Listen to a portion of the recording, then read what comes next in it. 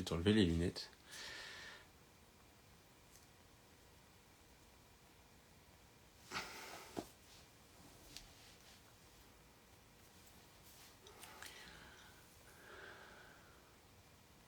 Coucou.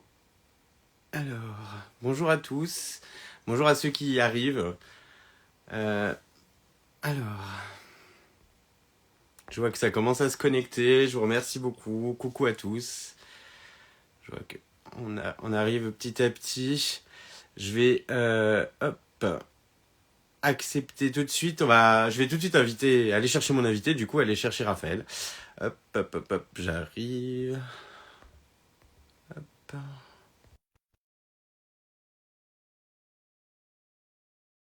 Normalement, ça devrait arriver.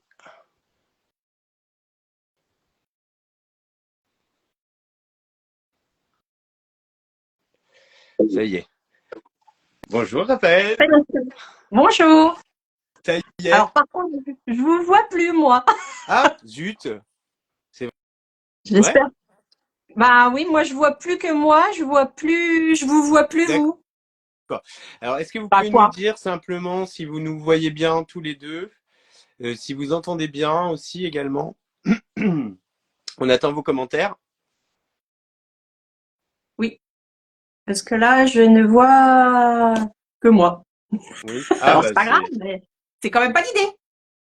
Alors, dites-nous si vous nous entendez bien, si vous nous voyez, s'il vous plaît. Je vois qu'il y a des gens qui arrivent. Alors j'ai un oui. Ah, on me dit que tout est OK. Bon. Bon, Eh ben moi bah je vois désolé. que moi, mais je vous vois Bah, pas. c'est dommage. Alors, regarde voir peut-être dans tes paramètres. Je te tutoie, hein. J'ai fait direct. Oui, oui, il faut. Oui, il faut. Ce sera plus simple, je pense. C'est clair. Euh, Regarde voir un petit peu si peut-être en touchant un petit peu les boutons, est-ce que t'as pas quelque chose. Et puis comme ça, on peut voir Mhm. ton regard pétillant. Parce que Oh, c'est c'était le premier gentil. truc. C'est le premier truc dont je vais parler. Donc, Je suis bien prêt. Ah, d'accord. Comment on fait? Non, j'arrive pas à voir comment je pourrais rajouter. J'arrive pas à voir. Moi, je vois que moi. C'est dommage. d'accord. Tu es sur un PC ou un téléphone? Téléphone. D'accord. Ok. Mais s'il faut que je change, je peux. Non, mais sinon, si ça t'embête pas, et tu vois les messages quand même des personnes ou pas? Oui, je Ouais, les vois s'afficher, oui. ouais. Ok, Mais super. Bon bah bon, je écoute, trouve ça quand même oui, ennuyeux si on peut je vais tenter un ouais, truc. vas-y. Je tente quelque chose.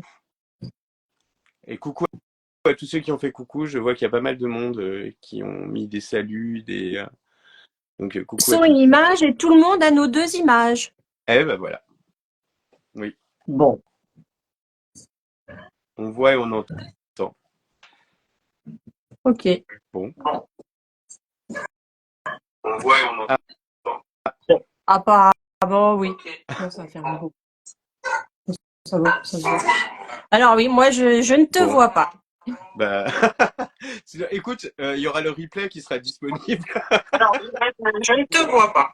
On pourra me voir éventuellement en replay. Oui, T'as c'est bon. Alors je vais avoir un double écran? peut-être l'image, mais sur un autre écran, voilà. Ouais, ok. Bon. Alors, bonjour à tous déjà. Merci à tous d'être présents ce soir. Et je remercie évidemment Raphaël Coquibus d'être avec nous ce soir. Je suis vraiment content parce que du coup, tu es la première à participer à ces interviews auteurs que je commence à mettre en place. Donc là, tu es la première. Là, c'est direct. Et en plus, sur un sujet qui me touche particulièrement, donc le deuil animal. Mais aussi plus largement sur les animaux et sur le deuil en général pour tous les animaux et pour les humains, évidemment, puisque ça nous impacte nous aussi. La première chose dont je voulais parler, c'était notre rencontre. Alors, je ne sais pas si tu t'en souviens. Oui, Hmm. tout à fait. Ah, C'était un salon.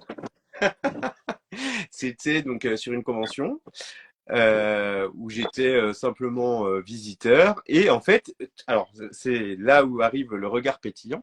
J'ai vu ton regard et tu as le sourire dans les yeux, comme on dit. On voit que tu as le sourire sincère et voilà que tu es généreuse rien qu'en te voyant. Et du coup, ça m'a attiré vers ton livre.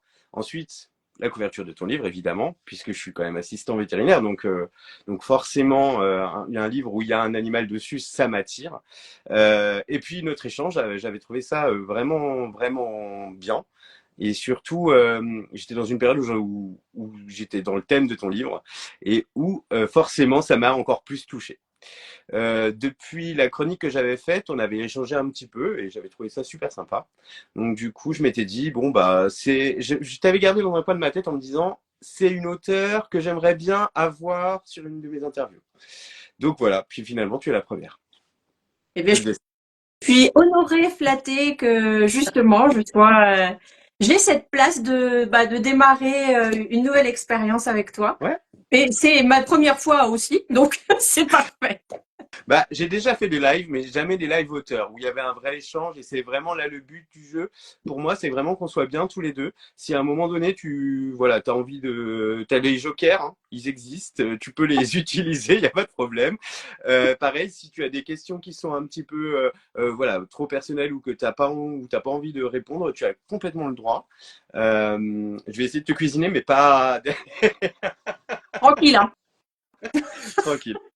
On va commencer parce que j'aimerais bien que tu nous parles déjà de toi, donc où tu vis, ton métier, voilà. Alors moi, je vis juste à côté de Dijon, Ouais, donc dans la métropole dijonnaise. Et puis mon métier, je suis une ancienne DRH et je suis à mon compte depuis 2018 en tant que consultante, animatrice et formatrice. Voilà. d'accord. Ok. En Et communication RH et management. Voilà, faut bien d'accord. préciser encore. Oui, donc tu as l'habitude quand même de la communication, donc ça devrait aller un live. Oui, logiquement, ça devrait aller. J'ai l'habitude de parler à des gens, même des fois à des gens en vidéo. Bon bah ça va alors. Et du coup, tu es originaire de la région bourguignonne ou pas du tout? Moi, je Ouais, suis née à Dijon, j'ai vécu à la campagne. ouais, J'ai vécu à la frontière de l'Auxois et du Morvan quand d'accord. j'étais plus jeune. Je suis venue faire mes études à Dijon et j'ai jamais quitté Dijon. Je me Ok. suis installée familialement aussi à Dijon. Je suis mariée et je suis dijonnaise de cœur et d'envie parce qu'en plus c'est une ville que j'aime beaucoup. Bon, super. Voilà. Bon, tu vois, ça va, c'est simple, les questions, ça va pour l'instant. Ça va. Alors, on va tout de suite commencer par parler de ton roman. Donc, je le montre. Alors, je suis désolé par avance parce que du coup, avec la caméra, c'est à l'envers le titre. Mais peut-être que toi, oui, bah toi aussi. Alors, On n'a pas c'est le bon. choix de toute façon. Faudrait Donc, mettre c'est soit tranquille. un miroir et Ouais, tout. j'ai beaucoup réfléchi. Je me suis dit, sinon, il faut que je le mette derrière le téléphone, que je retourne la caméra. Mais honnêtement, j'ai pas envie de jouer avec la technologie Non, et que ça s'arrête. Ok. non plus. Je suis Donc, on d'accord. va commencer par parler de ton livre. Donc, sois tranquille, tout va bien. Et ma première question, ça va être déjà, peux-tu nous parler un peu de la couverture? On va commencer comme ça.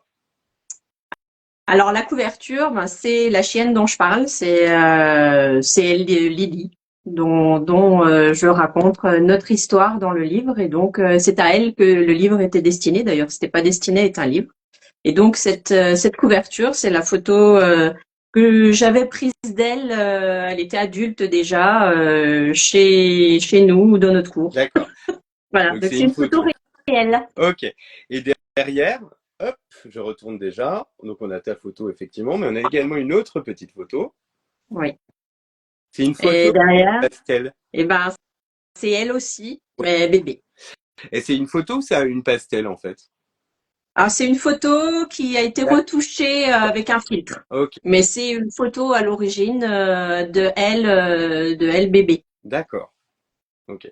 Parce que du coup, moi, ça m'a beaucoup interpellé parce que tes photos, en fait, elles font vraiment, on voit qu'elles ont été retouchées, mais en fait, elles font un petit côté pastel. Donc, je me suis posé la question de savoir si ça avait été fait main ou pas, Sur mais la couverture, elle n'a pas été d'accord. retouchée, seulement le fond a été un petit peu unifié, mais sa tête n'a pas été retouchée.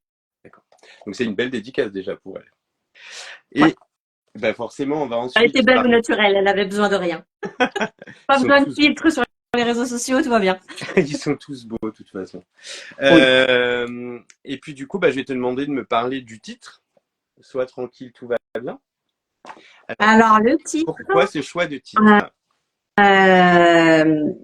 alors je pense que c'est compliqué de parler du titre sans parler de la bande originale de Eh livre. ben, c'est ce dont j'allais parler juste après. Donc, si tu veux commencer à en parler, tu peux. Euh, En fait, à l'intérieur de ce livre, j'ai créé une bande originale, c'est-à-dire une playlist qui reprend toutes les chansons qui m'ont accompagnée au fur et à mesure des semaines et des mois. Et dans toutes ces chansons, il y a une chanson que je chantais à ma chaîne le jour de son départ, c'est Sois tranquille, tout va bien. Sois tranquille, je suis serein. Repose en paix. Et c'est une chanson que je lui ai chantée. Alors, tout est relatif, hein, parce qu'avec l'émotion, les larmes, Oui. les sanglots, en tout cas, j'ai essayé de chanter ça à la chienne au moment de son départ. Et en fait, c'est une chanson qui m'a accompagnée ce jour-là pendant quelques heures, et puis les jours qui ont suivi, et de manière vraiment très régulière. Et ce titre, Sois tranquille, pour moi ne suffisait pas. C'est vraiment Sois tranquille, tout va bien. Vraiment. Et le titre est du coup parfait. Enfin, il colle bien Ouais. avec ton histoire, votre histoire. Donc voilà. Et puis Emmanuel Moir, hein, forcément. Oui. Forcément. Emmanuel Moir, forcément. Et d'ailleurs, dans le livre, donc vous retrouvez un petit flashcode comme ça, et en fait, via ce flashcode, vous pouvez accéder à toute la playlist du livre, puisque dans le livre, il y a énormément de musique. En fait, c'est un roman, mais je trouve que c'est un roman musical, dans le sens où quand j'ai lu, moi personnellement, j'ai pas écouté la playlist en même temps, mais j'avais l'impression de l'entendre. Je me chantais les paroles à chaque passage et j'ai trouvé que c'était original parce que c'est pas quelque chose qu'on trouve. On peut trouver des paroles de chansons dans certains livres, mais là c'est vraiment régulier et de plein de chanteurs différents. On passe quand même de Maria Carey, il me semble, Céline Dion, à beaucoup. Céline Dion, à Emmanuel Moir, enfin, avec des chansons beaucoup plus vieilles quand même aussi. Donc je trouve ça, enfin, c'est génial. Et surtout, c'est des passages que tu as adaptés à tes moments, au moment où tu vivais, où tu écrivais ce passage-là. C'est vraiment à chaque fois adapté. Et bon, bah, voilà, bravo déjà. C'était un vrai écho. En fait, tu le racontes un peu au début du Oui, livre, mais c'est vrai que tous les matins, et ça avait rien à voir avec cette période-là, mais tous les matins, j'ai une chanson en tête que je suis plus ou moins contente d'avoir parce qu'il y en a qui restent bien, que je ne sais pas d'où elles viennent. Et en fait, j'ai souvent une bande originale de vie aussi quelque part qui me suit. Qui correspondent à mon humeur ou pas, mais là, c'est vraiment des chansons qui correspondaient à mon humeur. Alors, de temps en temps, c'est les mêmes qui reviennent, mais elles m'ont vraiment accompagnée. Et c'est rigolo d'ailleurs, parce que quand je les entends aujourd'hui, les chansons qui m'ont accompagnée au fur et à mesure, ça a un écho un peu différent maintenant. C'est un petit peu nos chansons aussi. ouais, je comprends. Alors, on va rentrer cette fois-ci un peu plus dans le livre avec, bah, d'abord, j'aimerais bien que tu nous parles un petit peu de cette Lily. Comment elle est arrivée dans votre vie, quelles étaient ses petites particularités, voilà. Alors, Lily est un border collie, comme ça, Oui, comme la petite statuette oui, là. C'est un border collie, donc un chien de berger qui a été trouvé dans une portée à la campagne, dans l'Aussois. Il y avait à ce moment-là une portée disponible. C'était en novembre, il y a 16 ans maintenant, où mon mari m'a donné le feu vert pour aller prendre un chien. J'ai pas mis longtemps avant de trouver une portée. Et donc je suis allée avec mon mari voir la portée et j'avais dit vous ne me mettez dans les mains que le chien avec lequel je reviens.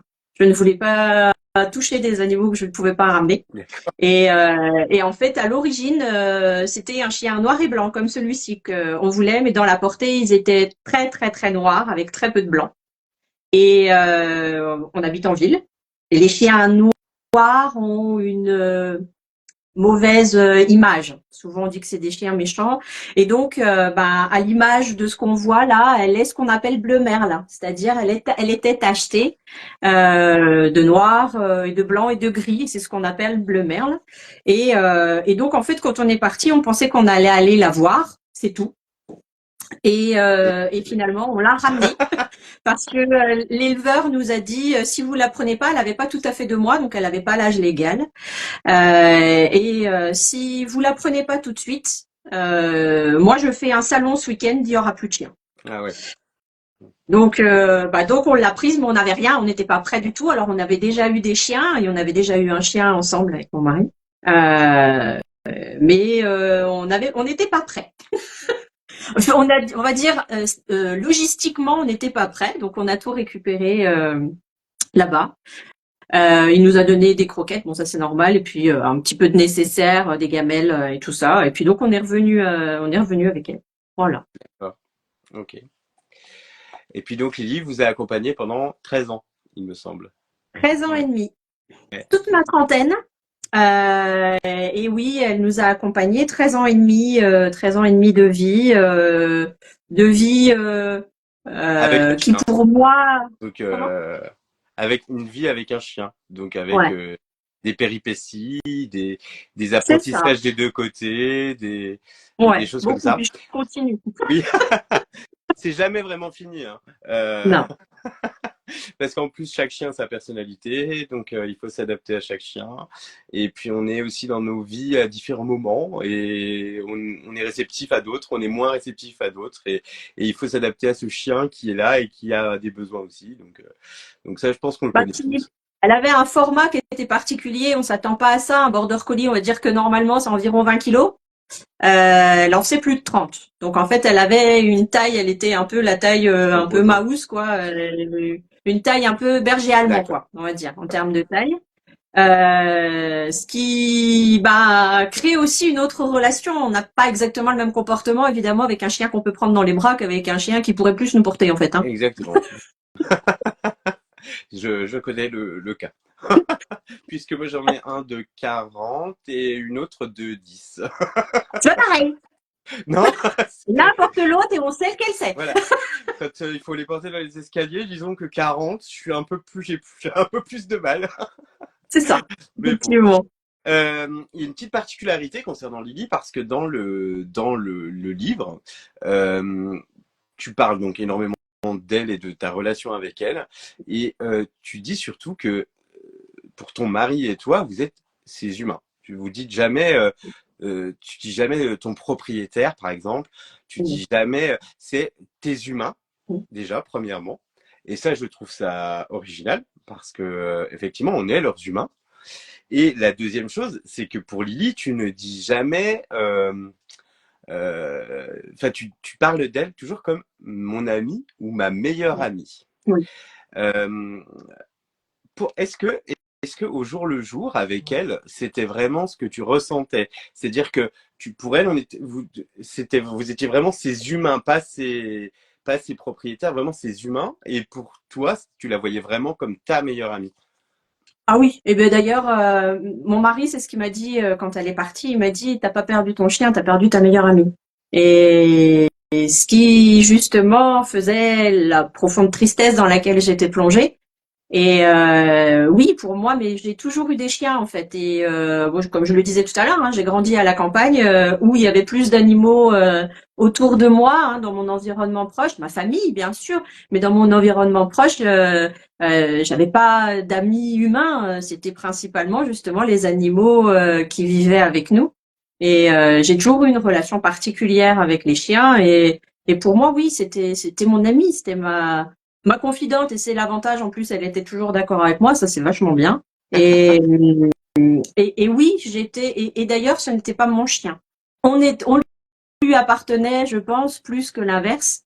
Et moi, ça a toujours été cette volonté justement d'avoir une relation avec un animal qui soit une relation réciproque, d'un attachement réciproque et pas. Alors oui, elle avait besoin de moi pour manger, pour ses besoins, pour tout ça, mais moi, elle m'apportait d'autres choses tout aussi importantes et oui, pour moi, on était ces humains et parce que je trouve aujourd'hui que on réduit souvent les relations où on a beaucoup d'expressions qui sont plutôt négatives. On le traite comme un chien. C'est des connotations qui sont souvent négatives. Bah moi, pour le coup, quand on mon travail en management, je parle justement des relations interpersonnelles comme des relations qu'on peut avoir avec un chien, dans la manière de communiquer, par exemple. Alors souvent, ça les surprend, mais je leur dis, si vous me connaissez bien, vous savez à quel point pour moi et dans ma bouche, c'est quelque chose de grande valeur et qui n'est pas du tout péjoratif, bien au Eh contraire.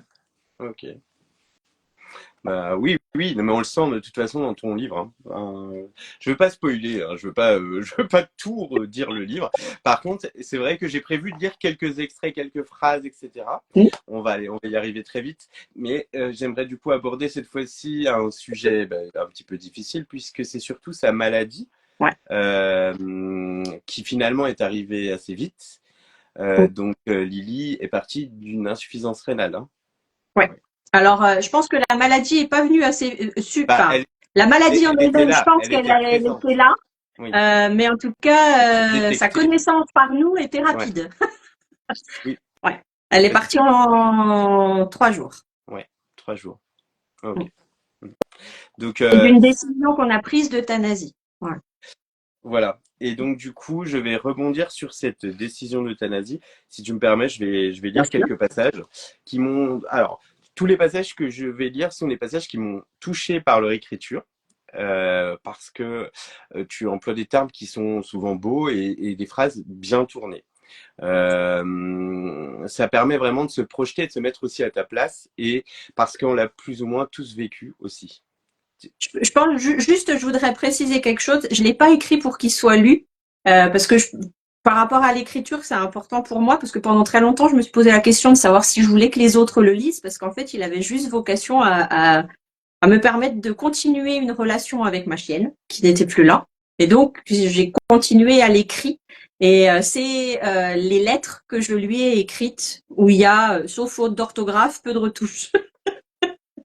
Voilà. Mais on sent que c'est voilà que c'est vif, c'est-à-dire que c'était sur le moment et que c'était vraiment.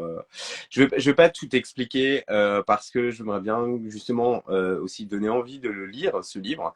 Voilà. Donc je vais lire déjà un premier passage. Enfin, je vais en lire deux en fait, hein, qui concernent justement le choix de l'euthanasie, ce moment qui est difficile et ce passage difficile, on va dire.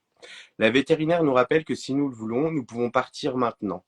Tu n'es plus consciente. Selon elle, en partant ici, nous ne t'abandonnons pas et et ne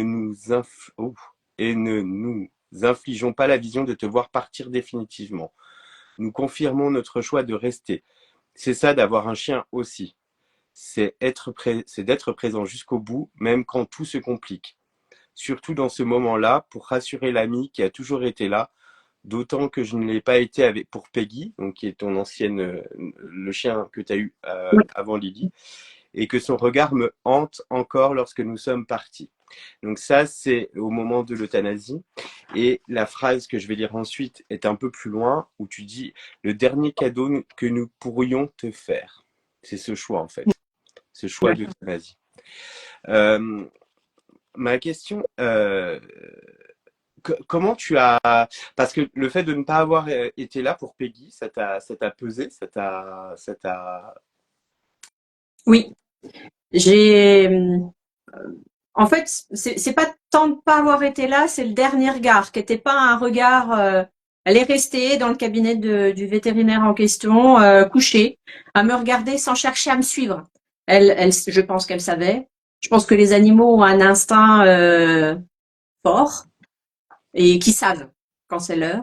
Et elle n'a pas cherché à me suivre, mais j'ai encore sa position dans la pièce, j'ai encore vraiment ces détails-là, et je suis pas restée. Et Et à ce moment-là, je me sentais peut-être pas assez forte ou peut-être pas la légitimité. Ou après, on peut se trouver des excuses, hein, on en trouvera.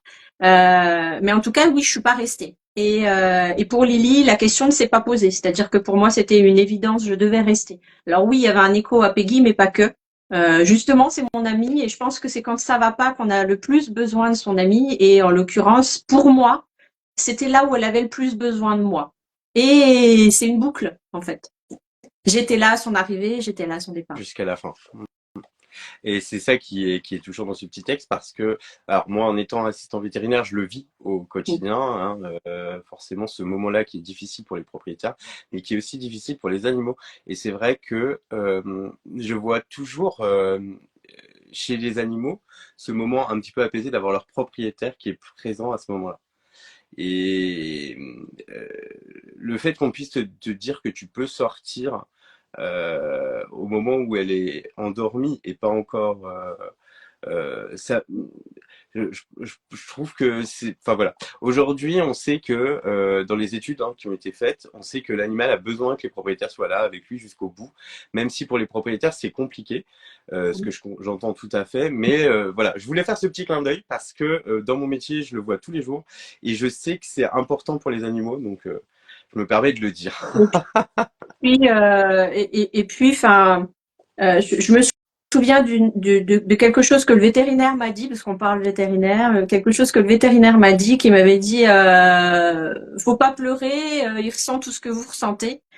Et concrètement, c'était impensable pour moi et impossible de ne pas De ne pas pleurer pleurer. à ce moment-là. Et je trouvais que ça aurait été lui manquer de respect. Notre relation, elle était beaucoup plus sincère que ça. Et justement, enfin, déjà, je pouvais pas ne pas pleurer. Et je trouvais que c'était pas honnête si je le faisais pas. Ouais.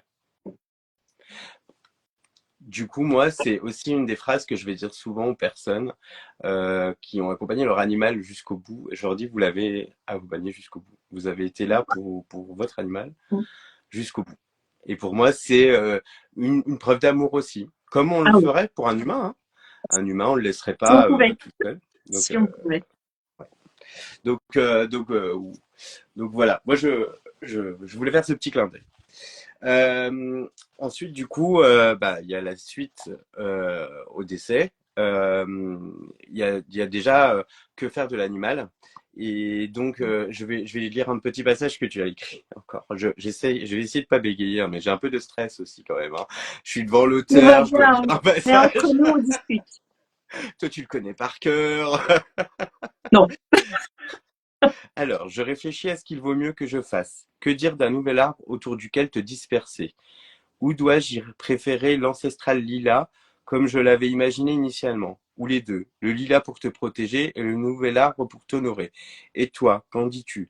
Tu n'as jamais parlé, il y a peu de chances que tu commences. Il y a ce premier passage, et puis j'en ai un autre. Hop. J'ai été à tes côtés longtemps, ton odeur et la douceur de ton pelage me manquent, mais ce n'est rien face à l'absence, ce vide que tu as laissé. Le manque n'est rien quand l'absence est hurlante. Donc là, je mêle deux choses. Je mêle la suite au niveau du décès, donc au niveau de Lily, et surtout le vide qui arrive. Je vais en reparler un petit peu du vide. Mais ma première question, c'est, alors tu as choisi du coup l'incinération individuelle, puisque c'est concrètement dans les termes, ça s'appelle référence, une crémation D'accord. référence, où en fait tu as pu donc récupérer les cendres de Lily, et donc tu as choisi toi de la disperser. Ouais. Ouais. Euh, alors pourquoi ce choix de la dispersion? Je voulais pas de mausolée. D'accord. Je voulais pas avoir un endroit euh, avec un objet. Pour moi, c'était important en fait qu'elle revienne Ouais. quelque part. Mais je voulais pas en faire quelque chose de sacré avec un truc qui m'aurait stressé si ça tombait, si oh là là. Non. Et puis c'était la nature. Et puis c'est un retour. Elle était revenue à la maison, ça me suffisait.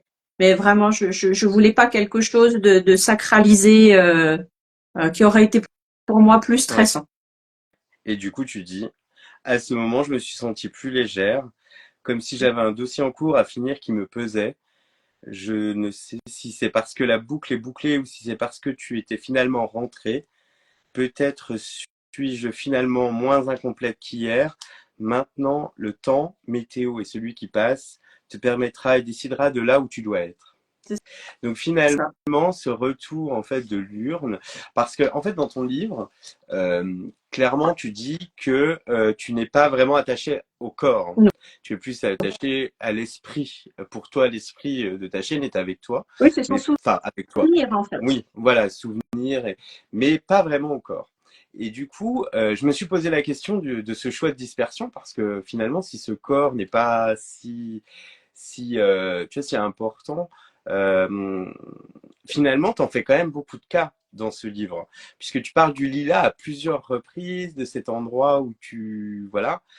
C'est plus pour le symbole. D'accord. C'est pas vraiment pour le lieu. D'ailleurs, d'un point de vue très factuel, c'était il y a 3 ans bientôt, à Pâques. Ça fera 3 ans, donc on y est presque aux 3 ans. Ouais, ouais, Euh, on ne voit plus rien. C'est-à-dire qu'on ne voit plus les cendres, qui sont pas les cendres comme on les imagine, hein, d'ailleurs. Mais on ne voit plus rien à cet endroit, mais en fait c'était symbolique. C'était un lieu de symbole pour moi et j'y pense en fait en passant.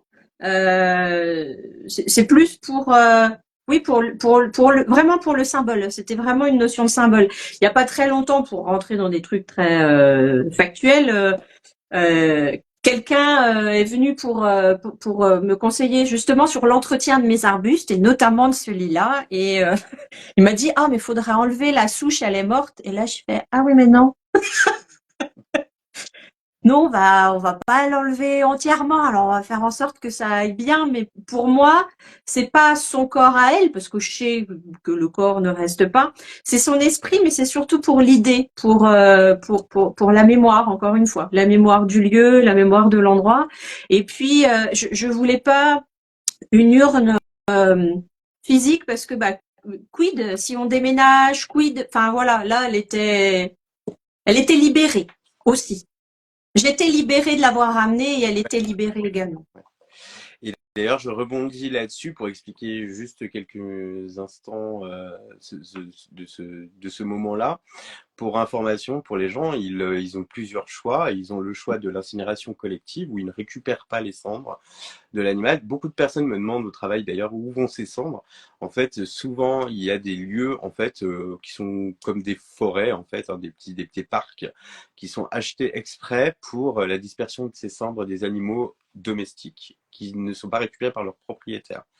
Il y a le choix aussi de faire l'incinération individuelle mais de ne pas récupérer l'urne. Et dans ce cas-là, l'urne, elle va être dispersée directement au crématorium où va être incinéré l'animal. Et enfin, il y a aussi la possibilité de faire une incinération privée avec un service funéraire, comme chez les humains, avec une cérémonie, et d'assister à la crémation. Donc voilà, ça c'est les trois possibilités qui sont proposées à l'heure actuelle via les services d'incinération. Maintenant, il y a aussi la possibilité des personnes qui récupèrent l'animal et qui décident de l'enterrer chez eux. Et enfin, la dernière chose, c'est tout récent sur le bassin dijonnais. D'ailleurs, je pense que tu as vu Oui. comme moi l'information. J'ai essayé de contacter la conseillère municipale concernée, mais elle ne m'a pas répondu. Euh, donc d'ici 2026, sur la métropole de Dijon, il devrait se créer un cimetière pour les animaux. Faut savoir qu'en France, il y en a 8 hein, existants, donc il y en a très très peu. Alors que dans d'autres pays, ça se fait beaucoup plus largement. Euh, donc voilà, à l'heure actuelle, il y a un choix assez large qui est de plus en plus proposé aux propriétaires, ce qui, on va dire, définit bien maintenant la place qu'ont les animaux dans nos vies, qui est une place de plus en plus importante. Donc voilà, sachez que si vous perdez votre compagnon, il y a différentes possibilités qui s'adapteront toujours à ce que vous avez besoin et envie. Voilà, parce que avant tout, c'est personnel, hein, ce moment-là, donc chacun le vit comme il en a envie. C'est comme il peut. À ce Comme moment-là, c'est comme il peut on aussi. peut, comme on arrive à le digérer, je suis tout à fait d'accord. Je vais rebondir donc sur le vide. Tout à l'heure, j'ai lu un petit passage. Je vais en lire deux autres. J'entends tes griffes et tes pattes sur le parquet. Je te cherche, mais tu n'es plus là, plus physiquement du moins. Et est-ce trop pour arrêter, est-ce trop tôt pour arrêter de pleurer? Avons-nous un quota de larmes? Parce que je ne pleure plus, mais je ne me réjouis pas pour autant. Tu es absente de ma vie, mais pas de mon cœur. Je me retourne au bureau et ton canapé est toujours vide, ce vide abyssal. Alors, est-ce que ce vide, pour toi, comment tu l'as ressenti? Bon, alors, si j'en parle, c'est parce que je l'ai vécu aussi et que je sais que ce vide est important parce que c'est une phase vraiment difficile. Donc, je te laisse échanger, parler de ce vide. Comment tu l'as vécu, toi? Le canapé dont je parle dans l'extrait que tu as lu, je suis assise dessus. Il y a des signes, hein. Là. Il y a des signes. Euh, je l'ai vécu comme, c'est bizarre à dire peut-être, mais il y a des gens qui m'ont fait le retour de ce mot. Je l'ai vécu un peu comme le fait d'être incomplète. Il me manquait un truc et que je savais que je récupérerais pas. Et ce vide-là, il était vraiment dans mon environnement, quoi, en fait. Hein. C'est des choses qu'on croit voir et qui ne sont plus là. C'est des choses qu'on croit entendre et qui ne sont pas là. En fait, c'est l'absence. En fait, ce vide, c'est l'absence. C'est le fait qu'il n'y est pas. Et oui, ça m'a mis un peu de temps. Ça m'a mis un peu de temps avant d'être au clair avec cette absence et que ça irait. C'est votre info. C'est une- c'est en fin de compte une phase du deuil, de toute Ouais. façon, Oui. surtout d'un animal. Vous pouvez en avoir 36, ça ne changera rien. C'est-à-dire que le jour où vous perdez votre animal, votre meilleur ami, il y aura toujours ce vide. Je dis ça parce que personnellement, j'ai deux chiens, j'ai toujours eu deux chiens. Et lorsque j'ai perdu ma chienne, je me suis retrouvé qu'avec que mon chien. Mais ce vide était là malgré tout. C'est pas parce que j'avais un autre chien que, que c'était comblé. Le vide était toujours là. Donc quoi qu'il arrive, ça fait partie des phases de deuil, d'accepter, ou en tout cas de gérer ce vide, ce qui est pas le plus facile. Voilà. Mais c'est important justement ce que tu dis parce que justement c'est pas le fait d'en avoir un autre qui change, il y a quelqu'un qui nous manque. Moi je dis quelqu'un, hein, pour moi c'est un être vivant, il n'est pas humain, mais des fois il y a certains animaux qui sont plus humains que les êtres humains, mais c'était un être à part entière qui était vivant, qui était présent, qui avait une chaleur, une présence réconfortante en plus. Et lorsque quelqu'un justement, parce que moi c'est une des raisons qui ont fait que j'ai édité ce livre il y a quelques années, en auto-édition certes, c'est que justement les gens ils me disaient bah t'as qu'à en reprendre un, mais ça se switch pas quoi. C'est pas l'un pour l'autre, ça se remplace pas. C'est une autre histoire qui s'écrit, c'est une autre relation qui s'invente, mais en tout cas un animal ça ne se remplace pas. Pas plus Et du coup, qu'un, pas plus que d'une autre relation. Ouais. Et du coup, je rebondis sur ce que tu viens de dire, puisque mon autre sujet de ton livre dont je voulais parler, c'était la réaction des personnes suite au départ de son animal. Donc j'ai plusieurs. Alors, t'en as beaucoup parlé finalement dedans. Au début, alors sur le souvenir de la première lecture que j'avais faite, je m'étais dit, oh, elle en avait parlé un petit peu, mais il me semblait pas de façon négative. Et finalement, si, en fait, j'ai trouvé des passages en relisant. J'ai essayé de me contenir hein, parce que vraiment j'avais envie de tout surligner, de tout dire ah oui ça, faut que j'en parle. Mais bon, on est obligé de se restreindre un peu.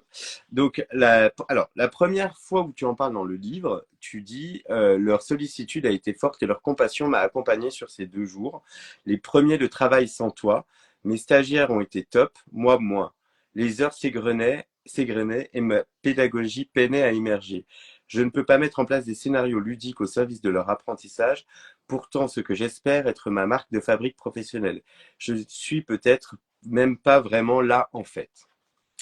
Alors, bravo déjà d'être retourné travailler 2 jours. Enfin, personnellement, j'ai pas pu.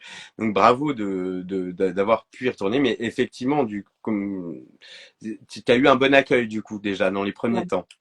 Ouais. Euh, c'est rigolo parce que j'en ai parlé il y a pas très longtemps justement avec justement un de mes stagiaires. Donc j'étais en formation, c'était de la visio en plus, donc ça aidait pas. Juste à côté du fameux canapé où elle n'était plus. Et en fait, j'ai été que l'ombre de moi-même. Ouais. J'ai fait le taf apparemment. Apparemment, je dis apparemment parce que j'en ai pas ce souvenir. Je me souviens du début en fait. Je me souviens de leur avoir dit pourquoi bah il faudrait me prendre comme je suis. Là, que voilà, j'aurais pas la même humeur que d'habitude et j'aurais pas la même manière d'être. Je leur ai expliqué. Par contre, je l'ai dit très clairement. Mais effectivement, j'en ai reparlé il y a pas très longtemps avec justement une stagiaire de l'époque qui m'a dit ouais, c'était un peu compliqué pour nous aussi parce que c'était lourd. Voilà. Je pense que ce qui était lourd pour moi, je l'ai rendu lourd, même si c'était pas le même sujet. Hein, c'était de la communication, c'était pas censé être lourd. Mais je l'ai un peu alourdi par mon humeur, par mon chagrin, hein, parce que c'était du chagrin. Clairement. Alors, une deuxième réaction, cette fois, les réactions négatives. On va faire positif, négatif, et puis on va faire un peu neutre entre deux. La négative, tu dis, la pire réaction, c'était qu'un chien. Pour eux, next, au suivant. Je pense comme Albert Einstein, je ne fais pas confiance aux gens qui n'aiment pas les chiens, mais je fais totalement confiance aux chiens quand ils n'aiment pas une personne. Rares sont-ils dans mes proches, car justement je m'en méfie, et ceux qui me connaissent bien ne se permettraient pas de me dire cela. En tout cas, ils savent ce qu'ils risqueraient. Donc tu as eu des réactions où quand même on t'a dit c'est un animal ou ce genre de choses, ou pas vraiment? Oui, tu Si, l'as eu. si, ah, si, clairement. T'as qu'à en prendre un autre. C'est qu'un chien. Le c'est qu'un chien, je l'avais trouvé d'une violence. Euh, pour moi, c'était vraiment limite inhumain. Enfin, ce que je veux dire, c'est qu'on peut ne pas concevoir ce type de relation avec un animal, que ce soit un chien, un chat, peu importe, on peut ne pas concevoir d'avoir une affinité aussi forte avec un autre être qui ne soit pas un être humain. Ça, oui, je peux l'envisager que des gens ne veuillent pas vivre avec des animaux. Par contre, de là à juger quelqu'un qui a l'honnêteté de dire que c'est quelque chose de difficile pour lui, à ce moment-là, je me dis, mais à quoi ça sert? Il y a pas de bienveillance là-dedans, Non. puis ça sert à rien. En fait, enfin, ils peuvent penser ce qu'ils veulent, ils sont pas obligés de le dire. Et ça m'est arrivé en formation, ça. J'accompagne le changement. Le changement étant un deuil, je prends souvent l'exemple du deuil de mon chien et à l'époque, c'est comme ça que ça m'est venu parce que voilà, j'étais en train de le vivre, donc j'ai raconté la courbe du deuil. Il y a une courbe, ça a été étudié, ça a été travaillé par une psychiatre qui s'appelle Elisabeth Kubler-Ross sous la forme d'une courbe qui prend cette forme. Et en fait, j'explique que voilà, quand on est dans le creux de la vague, il y a rien qui va et que en management, c'est pareil. Il faut accompagner les gens dans les changements, qu'on comprenne ce qui les met en difficulté ou pas, peu importe. Eux, ils sont en train de le vivre. Il faut les accompagner, pas dans ce qu'on vit nous, mais dans ce que l'autre vit. Et je me souviens qu'un stagiaire m'a dit euh, ouais, ben alors, par contre, je peux absolument pas comprendre qu'on puisse se mettre dans cet état-là pour un chien. Bah, là, clairement, je lui ai montré à quoi servait la courbe parce que l'étape d'avant, c'était la colère. Moi, je dis, bah, vous voyez, je dis, là, vous êtes en train de me faire remonter la courbe. Parce que, justement, ça s'accompagne. Un deuil s'accompagne. Et quand les gens ne savent pas quoi répondre, c'est ce que je leur dis, dites juste, je vous comprends, au moins, vous ferez pas mal. Ouais. Et on peut ne pas partager cette opinion, mais on peut quand même respecter l'autre dans ce qu'il traverse, surtout quand il a. Bah, moi, je trouve que c'est quand même un peu compliqué justement d'annoncer ce genre de truc. Voilà, moi j'ai été. Je pense pas que j'ai fait une dépression, mais je pense qu'il y en a qui peuvent arriver dans ce genre de situation. Par contre, oui, j'étais dans une tristesse profonde. Et je vois, il y a Eva Denis qui dit, je Ouais. l'aurais trucidé sur place. Je dis pas que l'idée m'est pas venue. Mais Je dis le pas que meurtre l'idée est m'est pas puni. venue, mais j'avais pas le droit à un taux de perte. Le meurtre est puni, hein, pour Ouais. information. Évitez ce système-là. Donc, Euh, oui, mais oui, et cette violence des autres, en fait, et c'est ça qui est important à comprendre, c'est que les gens peuvent passer à autre chose si on leur dit que c'est quelque part euh, normal que ça puisse être difficile pour eux, et c'est tout. On leur demande pas d'être d'accord, on leur demande pas de partager cette opinion et puis d'être triste avec nous. Je demandais pas, j'avais pas envie que les gens soient oui, tristes hein, autour de moi. C'est d'ailleurs aussi pour ça que j'ai écrit ces livres, que j'ai écrit ces lettres. C'est parce que justement, c'était compliqué pour moi de le dire. Il y a des gens de mon entourage qui ne peuvent pas le lire, ce livre, parce que d'accord. parce qu'ils perçoivent la profonde tristesse dans laquelle je suis et de savoir, avec l'affection qu'ils me portent, me savoir comme ça, leur coûte encore aujourd'hui. Et c'est quelque chose de profond, mais qui est honnête. Et ensuite, on passe à la réaction un peu neutre. Alors, ton départ résonne aussi pour ceux qui ont connu une situation similaire. Comme toute expérience de vie, toute personne a son mot à dire et en va de sa propre expérience. On n'a aucune idée de ce qu'est la réelle empathie, cette capacité à prendre les baskets de l'autre avec son passé et, et tous ses méandres. Il ne s'agit pas de dire à l'autre ce qu'on aimerait entendre ou pire ce qu'on a soi-même vécu, surtout quand l'autre ne le demande pas. Quand on vit une phase difficile, on a juste envie d'être compris dans ce qu'on vit, ni jugé, ni amoindri, ni minimisé, ni évité. Juste compris. Cela signifie que vous respectez l'autre dans ce qu'il traverse, que vous soyez ou non d'accord sur ce que cela représente pour lui. C'est ma réalité et ça compte pour ce que tu représentais pour moi, ni plus ni moins. Je sais que des personnes ne peuvent pas comprendre que des animaux puissent laisser un tel désarroi à leur départ, d'autres comprendront cela. Il y a une réaction. Alors, elle est neutre parce qu'au début, tu dis qu'il y a des personnes. Je vais pas aller plus loin parce que je pourrais continuer. Hein, j'avais envie de surligner 3 pages avec sur ce passage-là, mais je le ferai pas parce que quand même.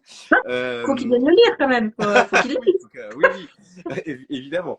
Mais je pense que là, il y en a déjà pas mal qui ont envie de le lire, hein, qu'on soit bien Super. d'accord. Ma question va être donc parce que donc dans la suite, tu expliques qu'en fait, il y a beaucoup de personnes qui sont venues vers toi qui ont dit ah bah oui j'ai vécu ça et moi j'ai eu mon histoire avec ma propre chienne, mon propre chien qui est parti, etc. Et donc alors ce que j'ai apprécié c'est surtout le fait que tu dises mais en fait moi sur le moment là j'ai pas envie en fait de prendre ce que vous en gros hein, c'est ce que tu dis j'ai pas du tout envie de prendre ce que vous avez vécu vous en fait moi là je suis dans mon deuil et j'ai pas envie de prendre votre deuil là.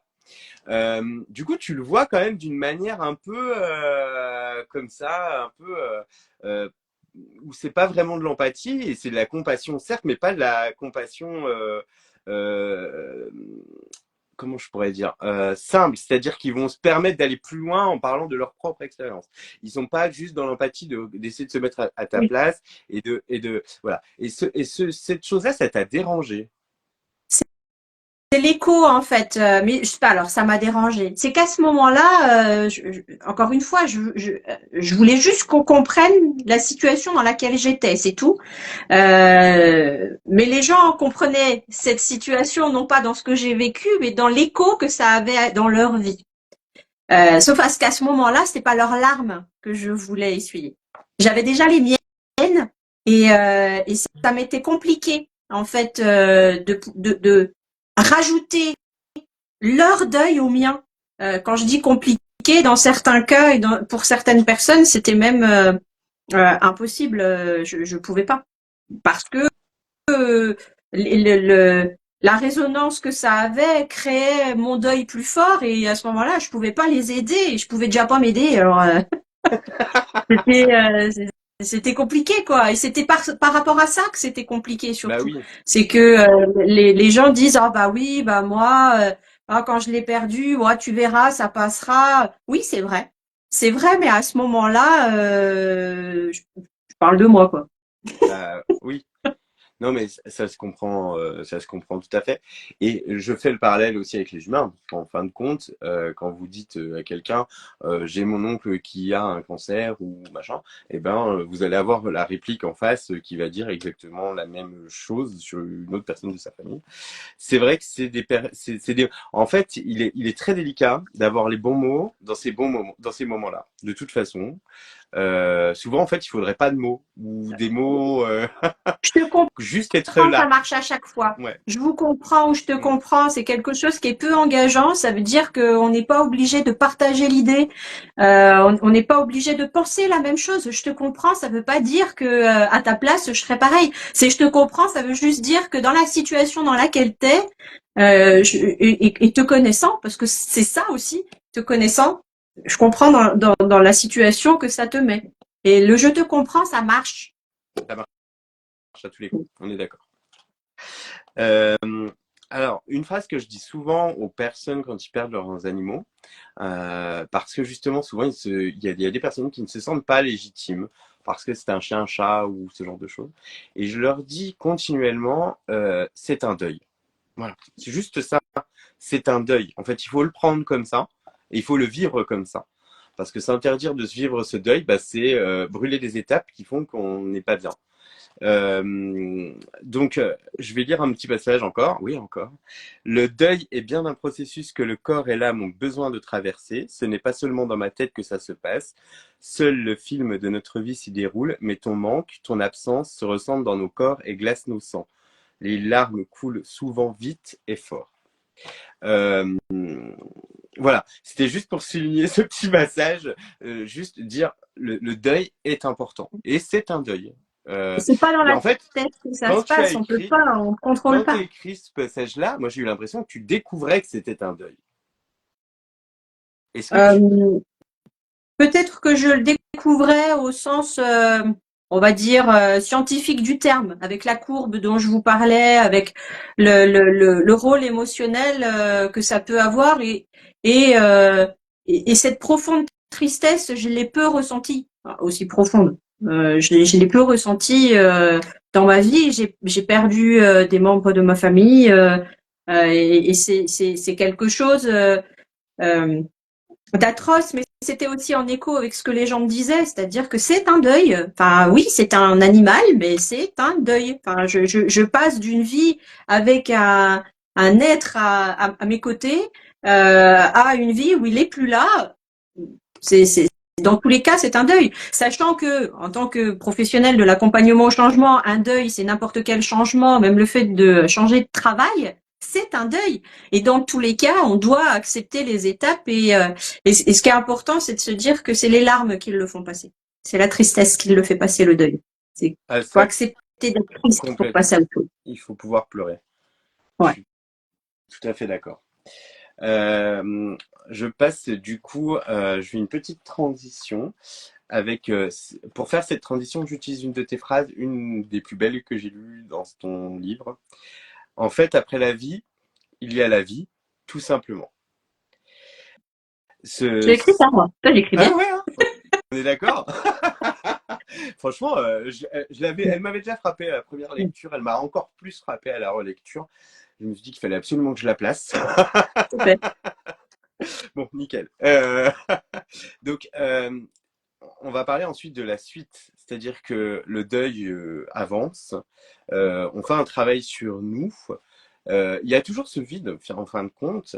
Alors, je dis pas que prendre un nouvel animal le comble, mais parce que hein, ça ne le comble jamais ce vide, il sera toujours là. En fin de compte, on doit vivre avec, de toute façon. Mais tu as des phrases assez percutantes sur la suite, donc je vais en lire encore quelques-unes. Je vais essayer de pas tout lire non plus. Mais... Alors, la première. Hop. Et là, mon sentiment d'égoïsme s'intensifie. Je sais que reprendre un chien serait doux pour moi, mais ce choix ne le serait probablement que pour moi. Quel serait son bénéfice? Quel est le temps acceptable de solitude pour pouvoir prendre un chien? Cela dépend-il du chien en question, de l'éducation qu'on lui donne, ou y a-t-il une règle en la matière? Tu as senti, toi, un jugement ou une pression ou quelque chose sur le fait de reprendre un chien après la perte de Lily ou pas spécialement, ou c'était toi qui te mettais des barrières ou C'était tu moi. sentais que ton deuil n'était pas terminé? En fait, c'était moi. Non, non, j'ai pas senti de pression. Mais j'ai senti moi, en fait, que tant que j'étais pas sûre de rechercher Lily dans un autre chien, c'était pas rendre service à un autre chien. Et c'était cette pression-là, en fait. C'est compliqué quand on vit pendant 13 ans et demi avec un chien, on se connaît par cœur, on a des habitudes. Et en fait, j'avais pas envie de rechercher ça chez un autre animal qui aurait pu être finalement contraire à ce que je voulais faire, à savoir du bien à un autre animal. Parce que c'est pas rendre service en fait. Quand on lui reprochait de ne pas être, voilà, c'est ça. Concrètement, c'est je voulais pas avoir à reprocher à un autre chien de ne pas être Lily. C'est très bien dit. Et ouais, Parce que j'ai tourné un peu autour avant, mais ça y est, j'ai c'est réussi. tout à fait ça en fait. Oui. Réussir à ne pas se dire que le nouveau chien aura la même personnalité. Mais ça, c'est un travail aussi qu'on fait à différentes étapes. Il y a des personnes qui ne supportent pas la solitude parce que c'est une solitude hein, quand on Ah perd son oui, meilleur ami. C'est une solitude. oui. Il y a des personnes qui la supportent pas du tout et qui ont besoin très rapidement d'avoir un nouveau compagnon. Après, c'est Euh, une autre manière de faire le deuil parce que c'est je pense une que autre- ça oblige plus vite à passer à autre chose, mais il faut quand même faire le deuil de celui d'avant pour moi. voilà, ça Mm. n'empêche pas qu'on continue à faire le deuil même si on a un autre animal. Ouais, c'est ça. Et ça c'est important. Ouais. Euh, allez, j'en reviens un petit dernier puis après j'arrête. Hein. Et c'est surtout important pour la suite, pour les personnes en règle générale. J'ai parlé de toi aujourd'hui, de ta beauté, de ton intelligence, de ton départ et de ma solitude. Mon interlocutrice a elle aussi un chien qui a un peu de toi et un peu de Peggy. Elle m'a raconté avoir craint qu'en prenant son chien, elle se retrouve un jour comme moi aujourd'hui. Je ne peux pas la rassurer à ce sujet, sinon on lui mentant. Je ne peux pas dire à quelqu'un que perdre un être cher à deux ou quatre pattes se fait en douceur. Ça lui arrivera, oui, et ça doit se vivre. Et pour rien au monde, je ne donnerai les années partagées ensemble pour m'éviter ces douloureux sentiments. Rien. Euh, concrètement, tout est dit. C'est-à-dire que le fait d'avoir un animal, c'est de toute façon se confronter à ce moment-là. C'est ce que tu Oui. dis. Oui. On peut pas dire à quelqu'un qui ne va jamais le vivre parce qu'en fait c'est la vie qui est comme ça. Oui. Euh, du coup, euh, ma question est, parce que j'ai toujours une question hein, derrière. Bah, heureusement. Euh, euh, parce que dans ce livre, ton deuil, on le ressent très très fort quand même. Enfin, je veux dire, il est très très très fort.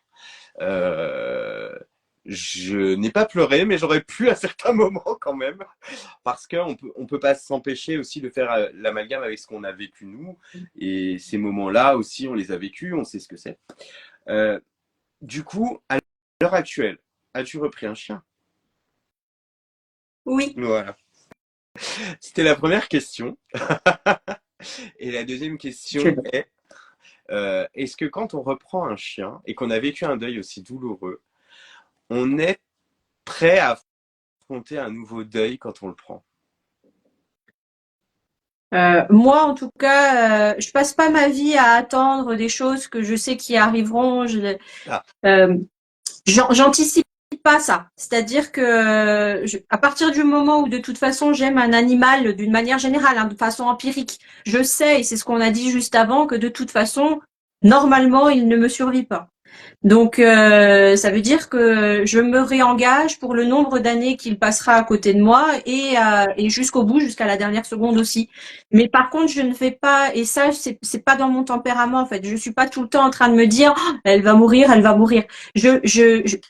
Dans les dernières années de Lily, je crois que j'ai commencé peut-être à ses 11, 12 ans a commencé à me dire que ben voilà, la grande partie du chemin était faite, mais je passe pas mon temps à attendre que ce soit à la dernière heure en fait.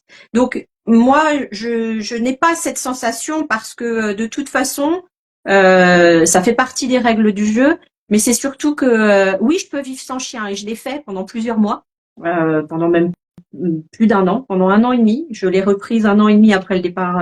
J'en ai reprise une qui est une border collie aussi, 1 an et demi après la mort de Lily. Euh, mais par contre, mon deuil était fait. Je ne cherchais plus Lily et ça, c'était quelque chose d'important. Mais par contre, j'ai pas repris un chien en me disant qu'un jour je le ramènerai à la mort. J'ai repris un chien pour ramener de la vie. Ouais. Alors, il y a quelqu'un Et qui dit profiter de l'instant présent avec son chien. Et oui. c'est la réalité. C'est-à-dire que quand on prend un nouveau chien, il faut vivre ce moment présent avec lui. D'où l'importance du deuil, de l'avoir bien fait avant. Enfin, en tout cas, pour moi. Je parle personnellement cette fois-ci parce que oui, comme je le disais, il y a des personnes qui prennent un animal très vite. Mais pour moi, personnellement, j'ai eu besoin d'abord de faire ce deuil avant d'en reprendre un pour être prêt à vivre de nouvelles choses avec lui et de profiter de l'instant présent avec lui, quoi. Donc c'était Et puis, justement, profiter de l'instant présent, moi, avec, bah, justement, elle s'appelle Loupa. C'est une border collie noire et blanche, vraiment comme celle-ci. Bah, pour le coup, elle m'apprend vraiment ce que c'est l'instant présent. Et, et ça, oui, ça c'est vrai depuis, elle a pas tout à fait 2 ans, donc elle a 1 an et demi, non, elle a pas 2 ans. Euh, Concrètement, oui, depuis que je l'ai, je me rends compte que c'est bah, déjà step by step, c'est un pas après l'autre, et c'est vraiment profite de là ce que tu as là maintenant. Par exemple, si je suis sur le téléphone, elle pousse le téléphone d'un air de dire je suis là, occupe-toi de moi, pas ouais, ton téléphone. border collie, quoi. Avec une personnalité, oui. Ceux qui la connaissent savent sa personnalité. Effectivement, elle a une personnalité bien Ah trempée. bah ça allez. Alors les border collie, les bergers australiens, et moi j'ai une berger américaine miniature. Que j'ai depuis peu, c'est une retraitée d'élevage. C'est une énergie et une vivacité, elle n'a pas une minute. Là, je suis sûr qu'elle est en bas de mes escaliers en train de se dire, mais qu'est-ce qu'il fait? Oh, Donc voilà. moi, elle est active la journée, mais elle dort la nuit, moi. Donc Ah, là, normalement, elle m'attend pas. Mais alors moi, oui, c'est des chiens qui débordent d'énergie. C'est des chiens on-off, comme je dis. ouais. Ils sont allumés ou éteints. Moi, Il n'y a pas sors de un pied demi-mesure. moi, je sors un pied de mon lit, elle est là. Je n'ai pas D'accord. le temps de, j'ai juste sorti un pied, hein. Donc voilà. En tout cas, bah, merci déjà d'avoir répondu à toutes ces questions. J'en ai encore quelques-unes.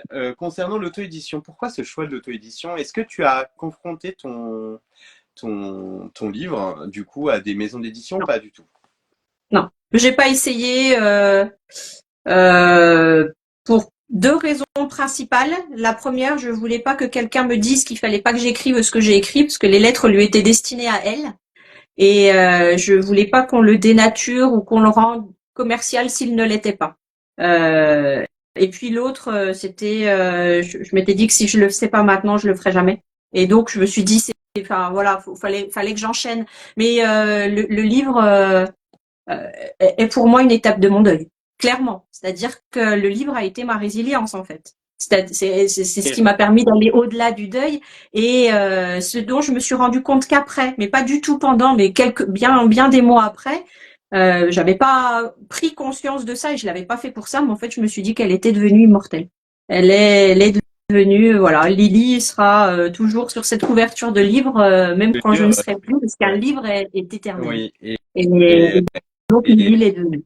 et tu as fait connaître Lily C'est ça. bien au-delà des personnes qui la connaissaient à l'époque. Et Euh, donc l'auto-édition, ça a été pour moi la meilleure solution dans ma situation, clairement. D'accord, ok. Et quand tu fais, j'ai vu que tu avais fait appel à un service qui s'appelle Bookelys, je crois. C'est la maison d'auto-édition. En D'accord. fait, Et il ils existe plusieurs interviennent maisons sur, d'auto-édition et moi ouais, j'ai choisi ils Bookelis. interviennent sur le manuscrit ou pas du tout, ils te donnent pas de conseils, ils te Pas donnent Bookelis. pas. D'accord. Après, ils ont énormément de conseils.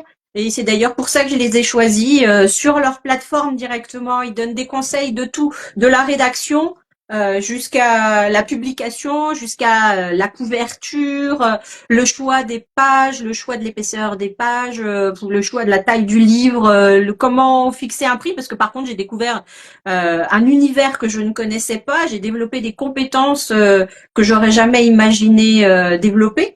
Parce que justement, j'y connaissais rien, c'était pas préprogrammé, puis j'avais pas cette idée-là, moi. J'ai pas écrit un livre dans ma tête. J'ai écrit des lettres à mon chien que j'ai décidé de publier. Mais dans ma tête, j'ai jamais écrit un livre. J'ai eu du mal d'ailleurs à dire que j'avais écrit un livre. Maintenant, j'y arrive, j'ai écrit un livre. Mais Tu es c'est là pas pour dans ce ça. sens-là qu'il a été écrit en Ouais. fait. Je l'ai pas fait pour que les gens le lisent et je l'ai écrit pour ma chienne. Et après, j'ai décidé de le faire lire à ceux qui en avaient besoin ou envie. Et d'ailleurs, tu l'as dit toi-même, tu l'as écrit à ta chienne.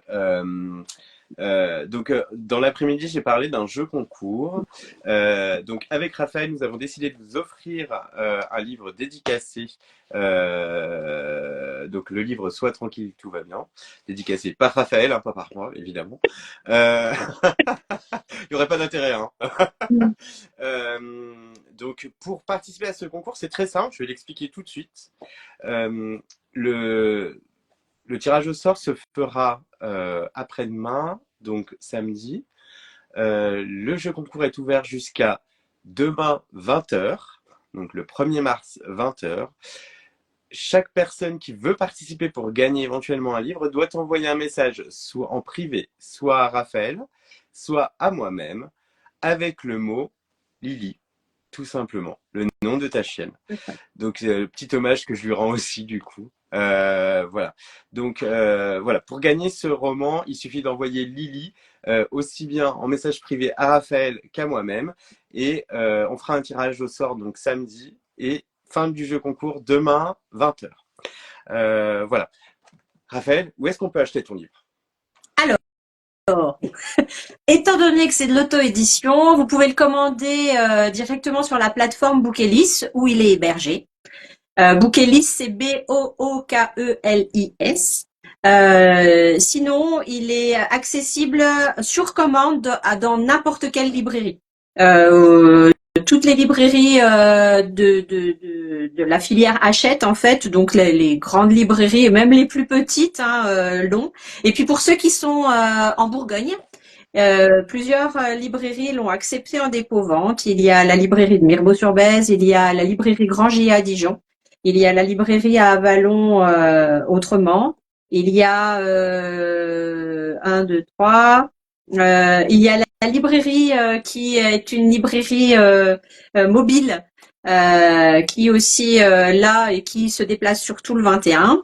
Et puis voilà, je crois. Et sinon, sur mon site internet, vous allez pouvoir retrouver tous ces points de dépôt-vente. Et sinon, vous pouvez me contacter pour que je puisse vous donner les liens éventuellement. Est-ce que tu as des prochains salons littéraires ou des salons prévus ces prochains mois, ces prochains... Non, pour le moment, j'en ai plus. D'accord. Bon. Si on veut te rencontrer, il faut qu'on aille te chercher, quoi. Si on veut me rencontrer, on m'envoie un message.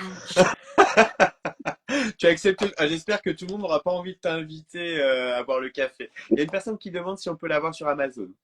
Oui, effectivement, il est aussi commandable sur Amazon et il existe aussi en e-book pour ceux qui le souhaitent, mais il est aussi commandable sur Amazon. Ok. Oui, donc j'espère que tout le monde va pas t'inviter à boire le café parce que sinon tu risques d'avoir beaucoup de demandes. Alors, nouveauté aussi, hein, parce que du coup, tu es la première à égrener ce type d'interview. Ok. J'ai décidé de mettre en place à la fin de chaque interview sur le roman une petite interview tac au tac, tout simplement pour essayer de souvent alléger un petit peu le Le sujet. thème ou en tout cas les explicatifs du roman et puis pour essayer de mieux connaître la personne. Donc j'ai des questions complètement absurdes qu'on soit bien d'accord. Mais je vais te demander Ok, d'y répondre. prévenu. Ok, je suis prévenue. Ah, tu étais prévenu avant, hein. Je t'en Oui, oui, avais parlé. mais j'ai pas les questions. Je Ah précise non, t'as que pas je les... n'ai pas les Non, questions, non, donc non, non, t'as pas les... je savais qu'il fallait que je me prépare à des questions absurdes, c'est tout. Non, elles sont pas vraiment absurdes, c'est pour apprendre à te connaître. Alors, pour les, pour les vacances, tu es plutôt plage ou montagne? Ah, plage, plage, plage, plage, plage, plage. Ok, bon bah écoute, si quelqu'un n'a pas compris, c'est fait. Plage, plage, plage. Tu l'as dit fort pour ton mari, pour qu'il t'invite à la prochaine vacances Ah, à aller à la plage il est pareil, on est tous les deux Ah plutôt bah mères. ça va alors. Riz ou pâtes? Pâtes. Ah ouais? Ah Toutes les oui, pâtes? grave. Ah, puis moi, ça peut être tous les jours, hein. Vive les pâtes. Ah ouais, je surkiffe. Et d'ailleurs, les pâtes au beurre, c'est vraiment, C'est moi, c'est vrai. vraiment la base. Comté ou époisse? Alors, je mange pas de fromage, mais par chauvinisme et poisse. Je viens juste à côté des poisses. Donc, Donc, je vais dire les poisses par chauvinisme pur. ah, il y a quelqu'un qui est comme toi. Tu vois, les pâtes, c'est la vie. Ouais, je suis d'accord. Ah, ça, c'est bien. Noël ou Nouvel An? Nouvel an. Pourquoi? Nouvelle année, nouveaux enjeux, quelque chose qui redémarre. Ah bah c'est pas mal ça. Dis donc. Ouais. Ouais, on est très poétique ce soir, je trouve. Oui. Cinéma ou théâtre? Un théâtre. Théâtre. Pourquoi? Ouais. Je vais rarement au cinéma. Et puis, quitte à faire, autant les voir en vrai. Oui, on est d'accord. Et enfin, une dernière question qui n'est pas si bête que ça, celle-ci. Livre papier ou numérique? À papier. Je Ouais, peux pas lire en numérique, j'y arrive pas. d'accord. Ouais, J'ai c'est besoin de t'as besoin de. bibliothèque. Ouais. Alors moi, je suis complètement d'accord sur le. Je suis tout à fait d'accord. Et comment on les Euh, efficaces s'ils sont numériques? oui, c'est vrai, c'est vrai. C'est vraiment pragmatique. Je peux pas les dédicacer. Effectivement. Je vous parle aussi donc du coup maintenant de deux autres romans qui traitent du sujet. Un dont on entend beaucoup parler en ce moment qui s'appelle Son odeur après la pluie de Cédric Sapin-Defour, qui est un livre qui est vraiment très bien, qui est très difficile à lire. Je le dis, j'ose le dire parce que je lis énormément et sur certaines phrases j'ai buté. Et j'ai eu beaucoup de personnes autour de moi qui m'ont dit qu'ils ont arrêté la lecture de ce roman parce que trop difficile. C'est un livre qui est très bien, mais il faut s'accrocher et vous pouvez aller au bout. En tout cas, il est très fort et il est très intense. C'est aussi une autre histoire de deuil mais aussi de vie avec son chat, parce que finalement c'est ça aussi, hein, c'est aussi la vie avec son chat. Et le deuxième roman dont j'aimerais vous parler, il s'appelle Le petit chat est mort de Xavier Demoulin. Alors pour Xavier Demoulin, si personne ne le connaît, c'est l'animateur, c'est du journal télévisé de M6, qui est un grand auteur puisqu'il il a écrit de nombreux romans. Et Le petit chat est mort, c'est l'histoire d'un monsieur, père de famille, qui un jour décide d'offrir un chat à sa famille, à ses enfants, alors que lui n'en veut pas spécialement et qui finalement va s'attacher à ce chat et qui malheureusement va partir très vite. Il va partir à l'âge de 3 ans. Il dit une phrase qui m'a marqué aussi, que je vais lire aussi. Un animal qui s'en va, ça parle à l'âme des hommes autant que la mort des hommes. Voilà. Et je trouve que c'est très beau et c'est très vrai. Et il dit également que ce n'est pas pour rien qu'on les appelle bêtes à chagrin. Ça parle. Donc voilà, je voulais vous parler de ces deux petits romans parce qu'ils sont également très bien et ils traitent de ce thème également. Et donc je vais d'abord remercier Raphaël, merci vraiment beaucoup Merci à toi. d'avoir accepté. J'espère que ça t'a plu. Beaucoup. Ouais. Beaucoup, Bon, beaucoup. Je te remercie beaucoup pour ta confiance et puis pour cette opportunité. ben, Je te merci à ravie. toi. Merci à toi, vraiment, c'était vraiment intense, je trouve, intense dans le sens où on a dit des choses vraiment fortes. Mais voilà. Merci vraiment d'avoir accepté, d'avoir joué le jeu, d'avoir été la première, voilà, d'être une pipelette comme moi aussi en même temps. Hein. T'aimes bien parler aussi. Ah bah, je suis formatrice, je suis payée pour ça à la base. Alors j'avais plutôt intérêt là maintenant. Faut bien que j'anime mes journées. Donc ça, c'est un exercice qui m'est naturel et puis c'est un sujet qui me tient à cœur et de le partager avec des personnes qui nous ont écoutés, qui nous ont lus et qui ont commenté et puis de le partager avec quelqu'un qui a ressenti aussi cette tristesse et cette épreuve parce que c'est une épreuve. C'est pour moi essentiel et que d'ailleurs ces livres existent, les trois dont on a parlé ce soir existent. C'est aussi pour ça que moi j'ai auto-édité le mien. C'est parce que justement il y avait pas de témoignages de gens qui disaient que c'était normal d'être triste après avoir perdu un chien. Et j'avais envie, moi, de dédramatiser ça, ou en tout cas de les sortir de cette solitude d'un point de vue de se dire qu'ils sont tout seuls et qu'il y a qu'à eux que ça arrive. Non, ça arrive à d'autres. C'est pour ça que j'ai voulu le sortir. Donc c'est important pour moi que les gens justement puissent l'entendre et puissent se dire, peut-être qu'il y a des gens là dans les personnes qui nous regardent, peut-être qu'il y a des gens qui sont en train de le vivre. Eh bien, sachez que vous n'êtes pas seuls. Mais sois tranquille, tout ira bien. On a eu énormément de messages de remerciements. Merci à vous tous d'avoir été là, d'avoir partagé, puisqu'il y a certaines vidéos qui ont été partagées plus de 1500 fois. Donc c'est énorme. Merci à tous. N'oubliez pas le petit jeu pour éventuellement gagner le roman. Et puis on mettra un petit message. Raphaël, je compte sur toi pour mettre un petit message en story avec où acheter ton livre, ou le commander, ou t'inviter pour un café aussi. Euh, Et puis en tout cas, merci à tous, bonne soirée et à bientôt du coup. Merci beaucoup et belle soirée à tous.